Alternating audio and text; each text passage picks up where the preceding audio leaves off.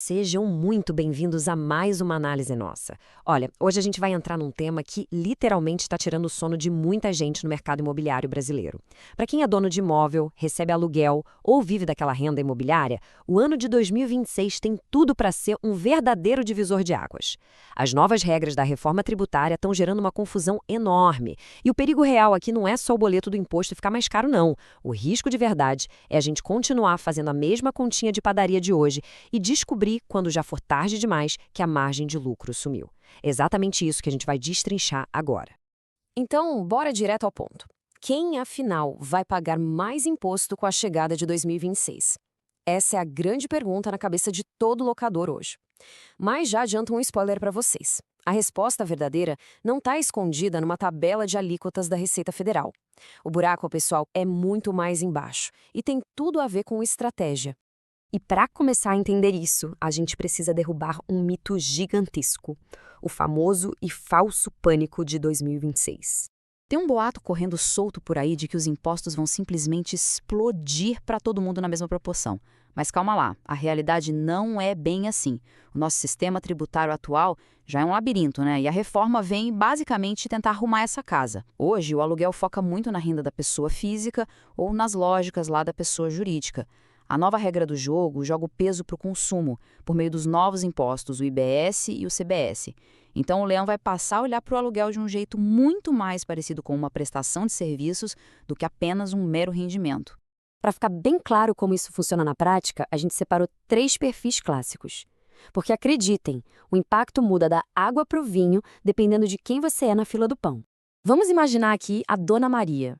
Ela tem aquele apartamentozinho único que herdou, recebe o aluguel todo mês para dar aquela complementada na aposentadoria e declara tudo bonitinho na pessoa física. Para quem tem esse perfil menor, a tendência é que o impacto direto do imposto não seja um absurdo. Ufa, né? Mas, não se enganem, o risco dela existe e atende por um nome: contratos desatualizados. Se a forma do governo cobrar imposto mudar e o contrato da Dona Maria for aquela mesma folha de papel de 10 anos atrás, a dor de cabeça é garantida. Agora a gente sobe um degrau e olha para o perfil de um casal que tem, digamos, 4 imóveis alugados. Já é um dinheirinho que sustenta o orçamento da família. Só que o erro fatal começa quando eles continuam declarando esses 4 imóveis tudo na pessoa física, soltos. Gente, tratar uma operação que já tem cara de negócio como se fossem só uns aluguéis avulsos é pedir para ser alvo sobre as novas regras. A exposição deles, do ponto de vista tributário, fica simplesmente gigantesca. E então a gente chega no terceiro perfil, a empresa. Aquele grupo familiar super estruturado que administra dezenas de unidades profissionalmente. Para operações robustas assim, a brincadeira muda de verdade. A carga tributária e a rentabilidade do negócio vão balançar bastante. O cálculo aqui vai ter que ser feito na ponta do lápis para entender quanto dessa nova carga a empresa vai conseguir absorver e quanto vai ter que ir para a mesa de renegociação. Olhando para o cenário todo, fica nítido como funciona o mapa do risco. Notem uma coisa super importante: a falta de preparação eleva o nível de perigo. Não importa se você é peixe pequeno ou peixe grande. A empresa tem um risco altíssimo pela mudança no volume de imposto, claro, mas aquele casal ali no meio também tem um risco altíssimo puramente por operar no improviso, uma coisa que já deveria ser profissional. O perigo, no fim das contas, atinge todo mundo que está desorganizado. Isso leva a gente para uma mudança de perspectiva muito forte. Vamos falar sobre o verdadeiro custo de errar a mão agora. A gente precisa tirar um pouco o foco só dessa ameaça lá de fora, do governo, e olhar para dentro, para a má gestão e para a falta de leitura do mercado. Sabe qual é a primeira ideia que vem na cabeça de muita gente? Ah, o imposto subiu? É só eu aumentar o aluguel e passar a conta para o inquilino. Cuidado, isso gera um efeito dominó terrível. Você aumenta o aluguel às cegas, o inquilino, que não é bobo no mercado concorrido, acha um lugar mais barato e faz as malas. Aí seu imóvel fica vazio.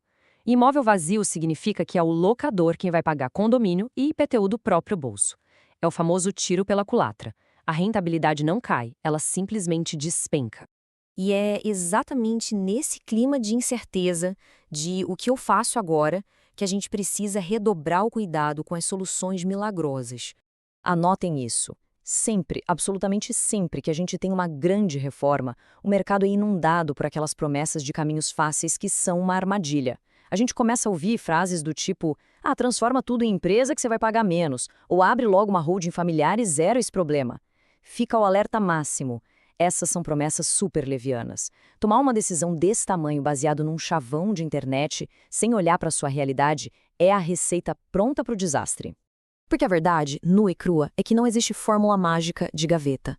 Estrutura jurídica não é receita de bolo. O CNPJ que salva a pele e economiza um dinheirão para uma família pode muito bem virar um litígio terrível ou uma bomba relógio sucessória lá na frente para outra família. Absolutamente tudo precisa ser customizado, tijolo por tijolo. E por que isso? Porque a reforma expõe fraquezas que vão muito além de uns reais a mais no boleto do mês que vem. O que está em jogo na mesa agora é a governança do patrimônio como um todo. A gente está falando de planejamento sucessório, ou seja, como os bens vão passar para os herdeiros. Estamos falando de fôlego no fluxo de caixa e de segurança jurídica. Abrir uma empresa de qualquer jeito sem pensar no panorama geral pode implodir o trabalho de uma vida inteira. Com tudo isso na mesa, a gente chega na resposta definitiva para a nossa pergunta lá do começo. Quem vai pagar mais imposto em 2026?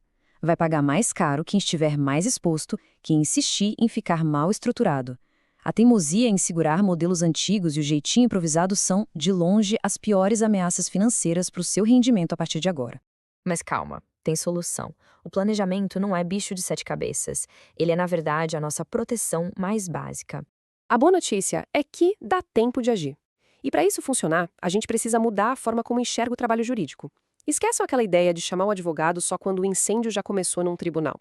A advocacia preventiva entra hoje como uma verdadeira parceira de negócios. É ela que vai sentar junto com o proprietário para blindar o fluxo de caixa e auditar os contratos agora, resolvendo qualquer ponta solta muito antes daquele risco virar um prejuízo real na conta bancária. E para ninguém sair daqui só na teoria, a gente preparou um checklist bem prático para começar hoje. Passo número 1. Revisem os contratos de locação.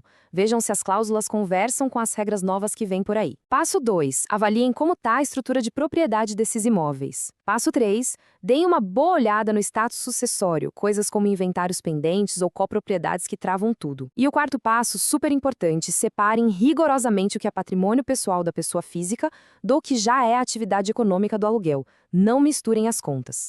A contagem regressiva para 2026 já começou. E quem ficar esperando a regra nova bater na porta não vai ter muita escolha.